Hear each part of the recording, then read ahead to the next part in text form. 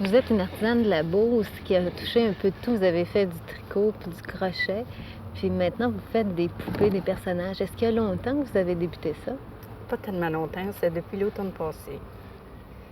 Je me suis mis à faire ça. Puis finalement, je trouvais que ça représentait les personnages, les parents d'autrefois.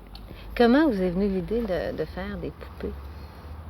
Bien, c'est un monsieur qui m'a demandé pour faire des poupées, puis il m'a demandé si j'étais capable de faire les personnages d'autrefois. Puis finalement, j'ai réussi. C'était pas si mal. Vous en aviez jamais fait auparavant? Non, j'avais fait plusieurs poupées, mais pas les personnages d'autrefois. Elles étaient comment au début, les poupées? Elles n'étaient pas comme on les voit aujourd'hui? J'ai fait une japonaise, j'ai fait différents modèles.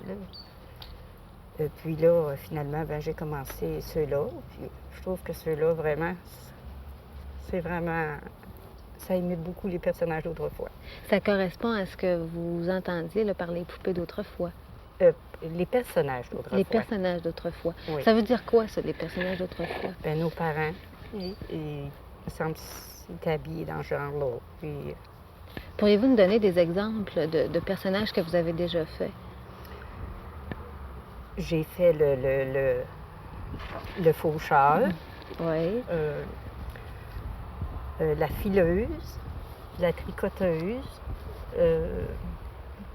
la femme au four qui cuit le pain, et puis la porteuse de fleurs. La porteuse de fleurs aussi, je pense celle qui fait le savon. Comment vous venez vos idées de faire ces personnages-là?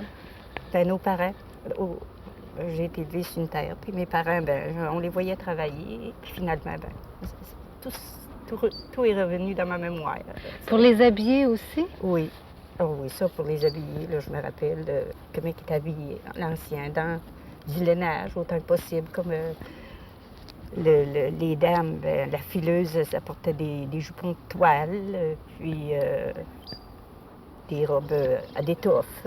C'était habillé avec les affaires du pays. Avec les étoffes du pays. Oui. Aujourd'hui, est-ce que vous utilisez ces mêmes étoffes du pays pour habiller vos poupées? Oui, franchement, il m'en restait des lainages encore que je peux employer pour compléter mes personnages. Alors aussi, je pense que sans nous révéler les secrets là, de votre art, pourriez-vous nous raconter un peu comment ça se passe là, à partir du moment où vous avez pensé à faire une poupée, là, comment vous procédez? À partir du moment où vous avez, par exemple, la porteuse de pain, vous décidez de la faire, comment vous procédez, les matériaux que vous employez pour les faire? Oui.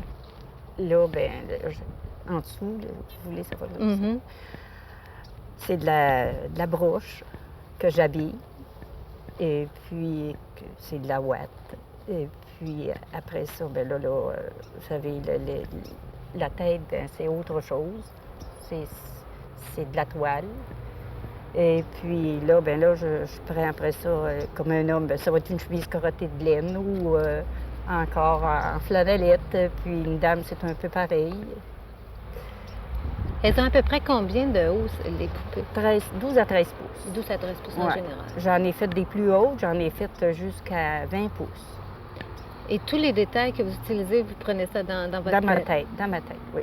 Franchement, je me rappelle, puis j'ai pas de modèle, j'ai pas de patron, je les fais moi-même, je mesure, j'arrive, puis je mesure mon personnage, puis je taille, puis je fais moi-même mes patrons. Vous faites la poupée du début jusqu'à la fin? Jusqu'à la fin. Les cheveux, là, puis c'est moi qui travaille les cheveux, puis j'aime beaucoup le travailler dans les cheveux. Pourquoi ça? Je ne sais pas, mais j'aime beaucoup. Je trouve, je sais pas. Quand j'arrive là... C'est votre moment préféré? Oui, j'aime beaucoup. Ils sont spéciaux, ces cheveux-là? Ah, il y a 2-3 affaires dans les cheveux. Toutes sortes de petites affaires que je mets dedans pour changer les couleurs, puis ça complète plus pour changer, mettons, le vieillard, comme les quêteux. Des fois, il y en a un qui est plus vieux, l'autre est plus jeune. Vous savez, je mets ses cheveux moins gris. Alors même ça peut donner des effets, là? Oui, oui, oui. Et ça doit demander beaucoup d'heures de travail, ça? Oh, pas mal. Ça demande beaucoup, assez d'heures de travail. Combien ça peut prendre de temps là, pour une poupée? Tout au complet, le finir, là, ça peut prendre 2 jours, 2 jours pour une poupée. oui. Vous en avez fait beaucoup depuis que vous avez commencé? Ah oui, ça m'en fait 75, Dans une année. oui. Et qu'est-ce qu'on fait avec ces poupées-là? On les garde dans son salon? Alors, je ne sais pas qu'est-ce que les gens en font. Ils ont l'air à les aimer, en tout cas. Ils viennent en chercher. Elles partent une après les autres, ces poupées-là. Oui. Puis j'en ai vendu jusqu'à 13, 12, 13 du coup. Mhm. Là, j'en ai qui doivent partir prochainement pour Niagara, une vingtaine. Ça doit vous faire quelque chose de les voir partir Ah comme oui, ça? franchement, ça me fait de quoi. Quand je les regarde, là, Parce qu'on s'attache à ça. un petit peu. C'est un peu comme une œuvre d'art aussi.